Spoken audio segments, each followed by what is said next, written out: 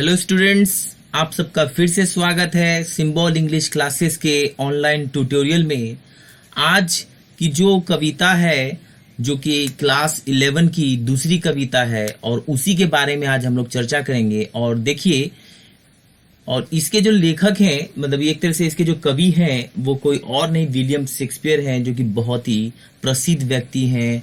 एक थे, अब तो जिंदा नहीं है, लेकिन आज के दिन में भी आप लोग जब देखिएगा तो इंग्लैंड में या बहुत सारे ऐसे जो इंग्लिश के राइटर होते हैं या इंग्लिश के कवि होते हैं, तो उन लोगों के भी मन में विलियम शेक्सपियर के लिए उतनी ही श्रद्धा है, उतनी ही रिस्पेक्ट है, आदर करते हैं इनका, क्योंकि ये बहुत ही बड़े लेखक थे और जो बोलते थे या जो लिखते थे वो बहुत ही बिल्कुल ही अच्छी बात लिखते थे, ठीक है, और सही सही लिखते थे।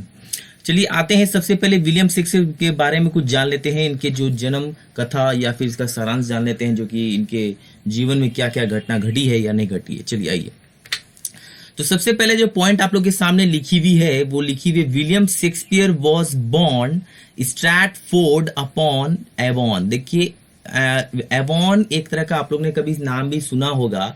ये एक तरह का क्या चीज है कि जगह का नाम है, और ये इंग्लैंड में एक तरह की क्या चीज है कि ये रिवर का भी नाम से ये जाना जाता है।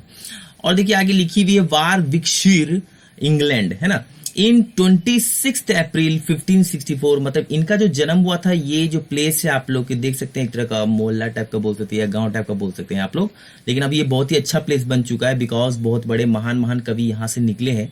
और उसके बाद वारविकशायर में, ये वारविकशायर के अंदर आता है, जैसे आप लोग डिस्ट्रिक्ट बोलते हैं, दूसरी से ये वारविकशायर एक तरह का क्या चीज है उनके लिए, मतलब डिस्ट्रिक्ट का ही जगह है, और इंग्लैंड में इनका जन्म हुआ था 26 अप्रैल 1564 ईस्वी में।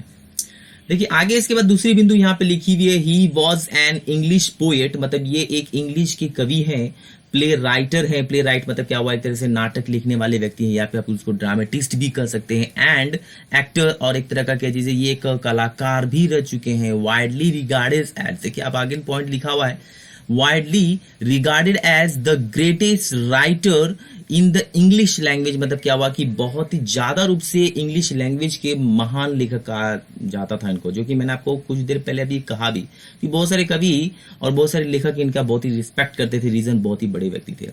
And the world greatest dramatist, और देख सकते हैं यहाँ पे लिखा हुआ दुनिया का सबसे बड़ा ड्रामेटिस्ट ये व्यक्ति रह चुके हैं। अब देखिए तीसरी बिंदु यहाँ पे लिखी हुई है, he received little formal education. मतलब क्या, जैसे कि इन्होंने अपना एक तरह से लिटिल, छोटा, थोड़ा सा, मतलब एक तरह से बोल सकते हैं, छोटा तो नहीं, मतलब थोड़ा सा इन्होंने ज्ञान अर्जित किया, और फॉर्मल मतलब एक तरह का औपचारिक ज्ञान इन्होंने अर्जित किया, ज्यादा पढ़े लिखे भी उतना नहीं थे।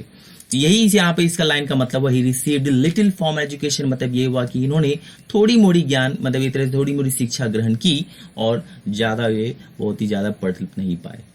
अब देखिए अगला बिंदु जो लिखा हुआ है, he married Anne Hathaway at the age of 18। मतलब 18 साल की उम्र में इन्होंने एनी हैथवे नाम की एक लड़की से इन्होंने क्या चीज कर लिया, शादी कर लिया, जो कि आप लोग स्क्रीन पर यहाँ देख सकते हैं कि बैक थोड़ा चल जाते, सॉरी, ये जो स्क्रीन पे आप लोग देख सकते हैं कि जो बनी हुई है तस्वीर, ये कोई और नहीं, एनी हैथवे की ही है। चलिए आइए दूसरे बिंदु देखते हैं यहाँ पर क्या चीज है कि he was regarded as bard of Avon. Bard मतलब देखिएगा एक तरह से, जब आप लोग सर्च कीजिएगा तो इसका मीनिंग कवि भी होता है, तो एक तरह से बोल सकते हैं बहुत ही महान कवि माने जाते थे। कहाँ के, तो ऑफ एवन। एवन जो कि मैंने अभी कुछ देर पहले कहा भी, ये स्थान का नाम है। और and the father of drama, और मैंने जैसे आपको यहाँ पे लाइन लिखी हुई थी, वर्ल्ड ग्रेटेस्ट ड्रामा, तो इसी की वजह से इनको क्या चीज है, फादर ऑफ ड्रामा के भी नाम से जाना जाता है। आपको पूछा जा सकता है ऑब्जेक्टिव क्वेश्चन में, बार्ड ऑफ एवन कौन है, तो ये कोई और नहीं, विलियम शेक्सपियर, और एक तरह से father of drama, English drama का, तो वो कोई और नहीं, विलियम शेक्सपियर है। देखिए इनके जो कुछ हीज नोटेबल वर्क्स आर, मतलब इनकी जो महत्वपूर्ण रचनाएं हैं, वर्क्स मतलब यहाँ पर काम होता है, कार्य होता है, लेकिन यहाँ पर वर्क्स मतलब रचना ले लेना है आप लोग को, ठीक है, ताकि आप लोग को अच्छी तरह से समझ में आए। तो ये चीज देखिए, इनके पास जो आप लोग बहुत ही अच्छी चीज रचनाएं इनकी देख सकते हैं, वो है हैमलेट, जो कि एक छोटा सा गांव के ऊपर रखा हुआ है। ये हैमलेट मतलब ये कोई, मतलब छोटा वर्ड आपको लोगों को सुनने में लग रहा होगा, जाना पहचाना हुआ, ऐसा कुछ नहीं है कि ये हैमलेट एक जगह का नाम है, स्थान, छोटा सा गांव, विलेज है ये, और बहुत ही अच्छी रचना रही है विलियम शेक्सपियर की। और जब आप इस बुक को आप लेते हैं, पढ़ते हैं, तो बहुत बेटर ही आपको दूसरा है ओथेलो, जो कि एक और रचना है जो कि 1604 ईस्वी में लिखी गई थी। और तीसरी है किंग लियर, जो कि 1605 ईस्वी में लिखी थी। एंड द मैकबेथ, ये 1606 ईस्वी में लिखी गई थी। तो देख सकते हैं कि ये सब की, और देखिए एक्चुअली है क्या कि अब बोलिएगा सर क्या इतना ही आपके नॉलेज में है, ऐसा नहीं है। कि देखिए अब इंग्लिश के मैंने बुक को जब आप पढ़िएगा बिहार बोर्ड के, तो 11 क्लास की बुक में आप लोग को बस इतना ही दिया हुआ है। और बहुत सारे इसके जूलियस सीजर्स, बहुत महान महान रचनाएं इनके रह चुके हैं। तो ये सब चीज भी आप लोग को मतलब है कि नॉलेज में रखना है। और ये मेन है कि जो आप लोग को बिल्कुल ही ऑब्जेक्टिव क्वेश्चन 11 के लेवल में पूछा जा सकता है, ठीक है। अब देखिए यहाँ पे लिखा हुआ ही रोट 154 सोनेट्स, जो कि मैंने आप लोग को कभी बताया था। सोनेट्स कुछ और नहीं, 14 लाइन की कविता होती है। और ये 14 लाइन की कविता तकरीबन 154 कविताएं ऐसे लिख चुके हैं, ठीक है, या दोहे बोल सकते हैं आप उसको। This poem is about true lover, मतलब क्या जिसकी ये जो कविता है जो ये आप लोग के सामने लिखी हुई है, या अभी मैं आप लोगों को कुछ देर में दिखाऊंगा, तो ये कविता कुछ और नहीं, ये ट्रू लवर सच्चे प्रेमियों की है। और ये जो है इट इज, देखिए लिखा हुआ it is 166th sonnet of the collection, मतलब क्या जिसकी इनकी जो रचना है ना, तो वो रचनाओं में से 116वां रचना सोनेट है ये, मतलब 154 में से 116वां आप लोग सोनेट पढ़ने जा रहे हैं। और बहुत ही बेटर, बहुत ही अच्छी लिखी हुई है रचना। जब आप लोग पढ़िएगा तो आप भी खुश हो जाइएगा। चलिए आइए देखिए, दूसरी बिंदु लिखी हुई है कि he died in 23 April 1616 in England, मतलब कि जिसकी इन्होंने इनकी जो मौत हुई थी, तो एक तरह से क्या चीज है कि आप लोग बोल सकते हैं कि 23 है ना, 23 अप्रैल 1616 को हुई थी इन इंग्लैंड, मतलब इंग्लैंड में, ठीक है। चलिए अब आगे बढ़ते हैं। कुछ देखिए इसके अंदर कुछ लाइन्स हैं, उसके पहले आप लोगों को ये कुछ वर्ड पावर को हमेशा दिमाग में रखना है। क्योंकि आप लोगों को मैंने आपको पहले भी वीडियो में कहा है कि यदि आप लोग का वर्ड पावर अच्छा रहता है तो इंग्लिश बहुत ही बेटर रहती है, बोलने में भी आपको बेहतर से सपोर्ट मिलेगा। उसके बाद साथ में आप लोगों को किसी भी लाइन का हिंदी करने में बेटर सपोर्ट मिलेगा। देखिए बार बार डिक्शनरी लेने से कोई फायदा नहीं होता है, बस आप कितनी बार डिक्शनरी लेके घूम सकते हैं उतना कोई पॉसिबल नहीं। बेहतर है कि वर्ड पावर को जितना आप अच्छा रखें वो बेहतर होता है। चलिए सबसे पहले देख सकते हैं कि यहाँ पर आप लोग के कुछ सामने कुछ वर्ड मीनिंग लिखी हुई है। मैरिज मतलब देख सकते हैं पति पत्नी का संबंध, जिसको हम लोग शादी भी करते हैं। इम्पेडिमेंट्स मतलब हलकलाहट या फिर इसको बाधा कर सकते हैं। अल्टर मतलब बदल जाना। अल्टरेशन मतलब प्रत्यावर्तन, जिसको हम लोग बदलाव भी कर सकते हैं। एवर फिक्स्ड मार्क मतलब यह एक तरह से फिक्स, मतलब यहाँ पे एक तरह से देखिए जो कि हिला नहीं जा सकता, उसी को कहा जाता है। यहाँ पे कुछ और नहीं, लेकिन यहाँ पे ये भी मीनिंग सकते हैं जिसे हिलाया नहीं जा सकता, ये भी लग सकते हैं। लेकिन जब आप लाइन पे आइएगा तो यहाँ पर कुछ और नहीं, ध्रुव तारा ही लेना है आपको। वैंडरिंग बार्क मतलब भ्रमण करने वाला जहाज, एक तरह का बोल सकते हैं आप, या फिर एक तरह से आप राही, भटकता हुआ राही भी कर सकते हैं। हुज मतलब किसका या जिसका बोल सकते हैं। टाइम्सफुल मतलब समय को व्यर्थ या समय को बेवकूफ बनाने वाला, या फिर तो बोल सकते हैं कि ये अभी आप लोग जब लाइन पढ़िएगा तो आपको पता चल जाएगा। सिकल मतलब हंसिया होता है, जो कि आप लोग देखे ही होंगे, जिसको हम लोग यहाँ के लैंग्वेज में, बिहार के लैंग्वेज में कचिया बोलते हैं। बिया उसके बाद बोलते हैं भार सहना, या फिर एक तरह से बोल सकते हैं कि सहना ही देख सकते हैं आप। उससे एरर मतलब भ्रम ले लीजिए, या फिर त्रुटि बोल सकते हैं आप। एज ऑफ डूम शाम का समय, या फिर इसको क्या बोलते हैं कयामत का भी समय कर सकते हैं। और उसके बाद एडमिट मतलब भर्ती करना। बैंड मतलब झुकाना। टेम्पटेस्ट मतलब तूफान। अननोन मतलब ना जाना हुआ। अल्दो मतलब यद्यपि या फिर तो भी बोल सकते हैं। बेंडिंग मतलब झुका हुआ। ग्रीफ मतलब पक्ष पत्र। अपॉन मतलब ऊपर। एवर मतलब सर्वदा। इस तरह से क्या चीजें आप लोग ऐसे वर्ड मीनिंग को बिल्कुल ही दिमाग में रखिए, ठीक है। और अगर मान लीजिए कोई वर्ड को आप लोगों को पढ़ने नहीं आता तो आप वापस वीडियो को बैक करके रिवाइंड करके आप लोग सुन सकते हैं फिर से। ये आप लोग की मोबाइल में हर फंक्शन होता ही है, ठीक है। आइए कुछ अब हम लोग लाइन पे आते हैं, ठीक है। तो सबसे पहला जो आप लोग के सामने पोएम का लाइन लिखी हुई है, और देखिए याद रखिए कि ये लाइंस बहुत ही इंपॉर्टेंट है, आप लोगों को बहुत ही अच्छा लगेगा। देखिए सबसे पहले हम स्टार्ट करने से पहले ये देख सकते हैं विलियम शेक्सपियर का यही घर है। जब आप लोग इंग्लैंड में आप लोग मान लीजिए कि कभी आपको मौका मिला, आप लोग अच्छे से पढ़ने लगे, तो आप लोग कभी वहां जाइएगा तो आप लोग को पता चल जाएगा। स्टैनफोर्ड में आप लोग देखिए अगर ऐसा घर दिखता है वो किसी और का नहीं, तो विलियम शेक्सपियर का ही होम। बाहर एक साइन बोर्ड भी लिखा हुआ है, होम ऑफ विलियम शेक्सपियर। इसमें आपको कोई त्रुटि नहीं होगी। चलिए ठीक है, तो सबसे पहला जो पोएम लाइंस में लिखा हुआ है, हम लोग लाइन पे आते हैं। तो let me not to marriage of true minds admit impediments, ठीक है। तो ये देखिए बहुत ही अच्छी लाइन है, बहुत ही अच्छी लाइन है, जो कि कहती है कि लेट मी नॉट, कि लेखक ये कहना चाहते हैं हम लोग को, यहाँ पर हम लोग को ये मैंने अपने लिए नहीं कर रहे हैं, ये हम लोग जो सुन रहे हैं या अभी जैसे सुन रहे हैं मुझसे मेरे द्वारा ही, तो वो उनको कहना चाहिए, सेकंड पर्सन को कहना चाहते हैं और ये स्पीकर होते हुए बोलना चाहते हैं। Let me not to the marriage of true minds impediments. Let me not का मतलब यहां पर यह हुआ कि मैं ऐसे कोई भी रीजन को, मतलब या फिर ऐसे कोई भी कारण को जो मुझे कोई सामने कोई रख देता है, तो या फिर मुझे कोई प्रकृति दिखा देती है, तो मैं उसे एक्सेप्ट नहीं करूं। लेट मी नॉट मतलब यही हुआ कि बाबू कि यहाँ मी मतलब यहाँ मैं, मतलब मैं, मतलब वहां पे जो विलियम शेक्सपियर है वो खुद में बोलते हैं कि मैं किसी भी तरह के कारण को, जो कि किस तरह के कारण को यहाँ पे आप लोग देखिए बोलता है मैरिज ऑफ ट्रू माइंड्स, मतलब क्या चीज की यहाँ पर देखिए माइंड्स की मैरिज मतलब शादी, मतलब यहाँ पे जो दो सच्चे प्रेमियों के मन को यहाँ पे कहा गया कि किसी भी दो सच्चे प्रेमियों के मन में किसी भी तरह का बाधा आए, ये किसी भी तरह का कारण मैं सह नहीं सकता हूं, या फिर एक तरह से मैं इसको मानता भी नहीं होता हूं। आगे कहते हैं क्या चीज की, देखिए कि love is not love which altars when it alteration finds. कहते हैं कि देखिए विलियम शेक्सपियर कि लव इज नॉट लव मतलब प्यार प्यार ही नहीं है, मतलब वो प्यार प्यार ही नहीं है विच अल्टर्स जो बदल जाता है ना। व्हेन इट अल्टरेशन फाइंड्स मतलब कि जब उसे किसी तरह का बदलाव मिलता है या पाता है, अर्थात ये हुआ कि वो प्यार ही क्या है, यदि किसी तरह का बदलाव मिल जाए उसे तो वो बदल जाए। देखिए कितना अच्छा लाइन है। वही बात, सही बात है कि अगर मान लीजिए वो प्रेमी क्या अगर किसी तरह का बदलाव आया तो बदल जाए तो वो प्रेम नहीं कहलाता है, इनका तो यही कहना होगा। देखिए मैंने आपको ऊपर वाला लाइन में भी आपको कहा था कि ये विलियम शेक्सपियर ये कहना चाहते कि अगर दो मन या फिर दो जो सच्चे प्रेमी होते हैं उनका अगर क्या चीज है कि उनके सामने किसी तरह का बाधा आता है तो ये मैं एक्सेप्ट नहीं कर सकता। मतलब किसी भी तरह जो सच्चे प्रेमी होते हैं इनका यही कहना, ट्रू माइंड्स मतलब यहाँ पे होता है एक तरह से सच्चे दिमाग हो सकते हैं मन, लेकिन यहाँ मन मतलब यहाँ पे प्रेमी को ही लेना है। चलिए वही देखिए यहाँ पे उन्होंने कहा भी लव इज नॉट लव मतलब कि वो प्यार प्यार प्यार ही नहीं, यदि अगर किसी तरह का बाधा मिलता है तो बदल जाता है। वही विच अल्टर्स, अल्टर मतलब मैंने आपको लिखाया पीछे बदल जाना।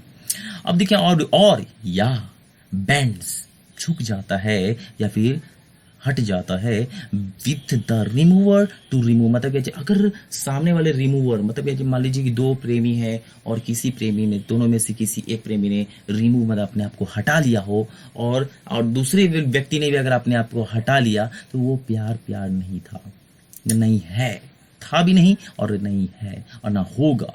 इनका कहना यही हुआ कि or bends with the remover to remove मतलब अगर कोई रिमूवर है उसमें से कोई हट जाता है या समाप्त हो जाता है, निकल जाता है अपने मन से निकाल देता है तो वो प्यार प्यार नहीं था।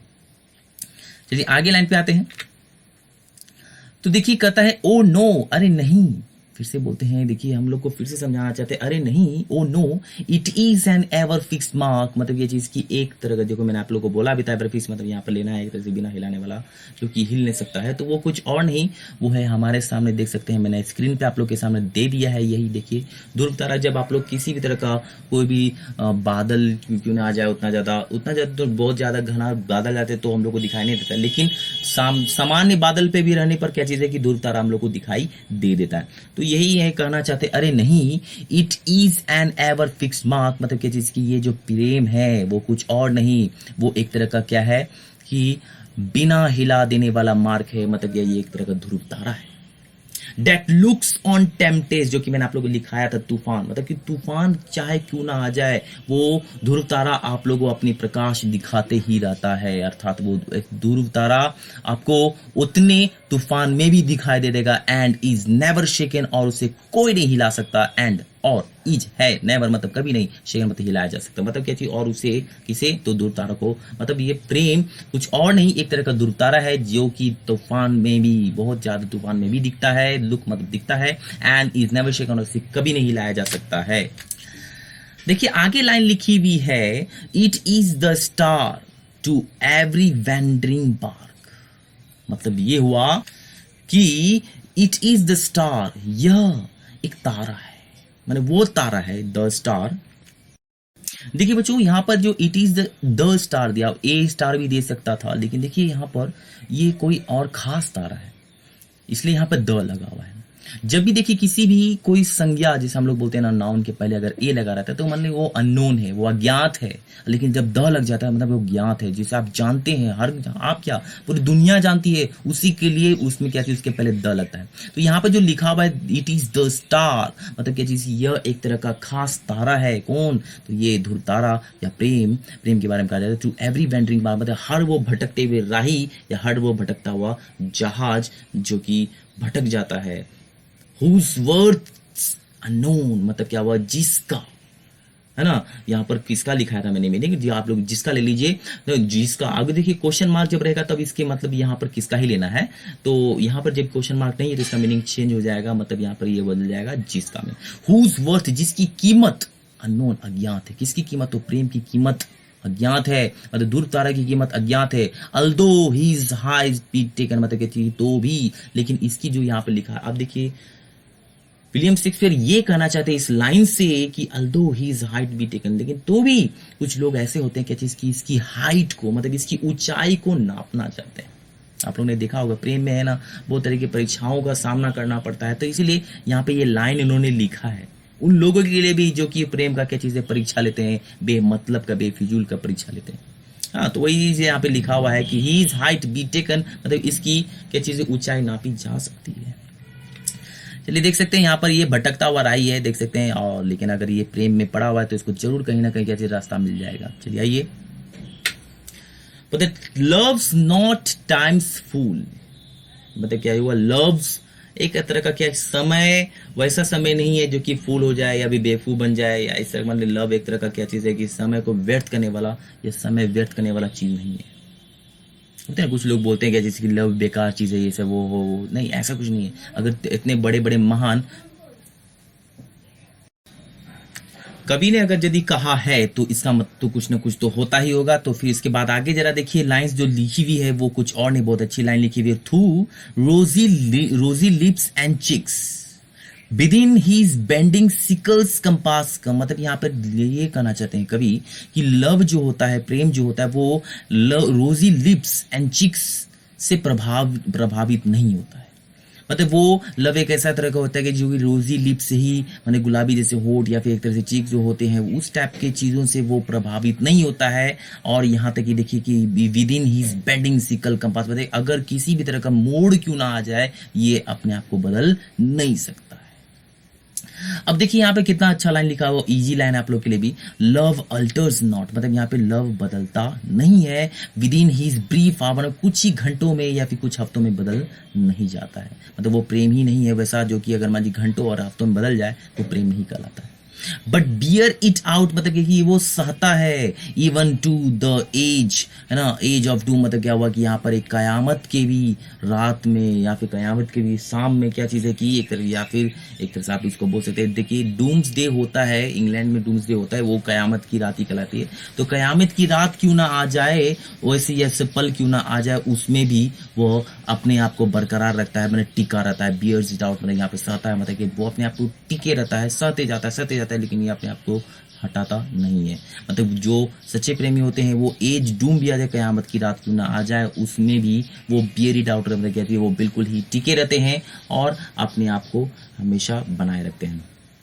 देखिए अब ये लास्ट दो लाइन दी हुई है वो बिल्कुल ही अंतिम लाइन है, जिसको हम लोग कह सकते हैं क्या चीज की, ये डबलेट है इनका, विलियम शेक्सपियर का, जो कि लास्ट लाइन है। और ये इस लाइन में बहुत ही अच्छी बात भी कर रहे हैं और ये प्रूफ करने के लिए कर रहे हैं अपने आप को। देख सकते हैं यहाँ पर मैंने जो 2 फोटो दी है वो कुछ और नहीं, ये डूम्सडे कहलाते हैं। देख सकते हैं कितना कयामत का कुछ तबाही हो रहा है।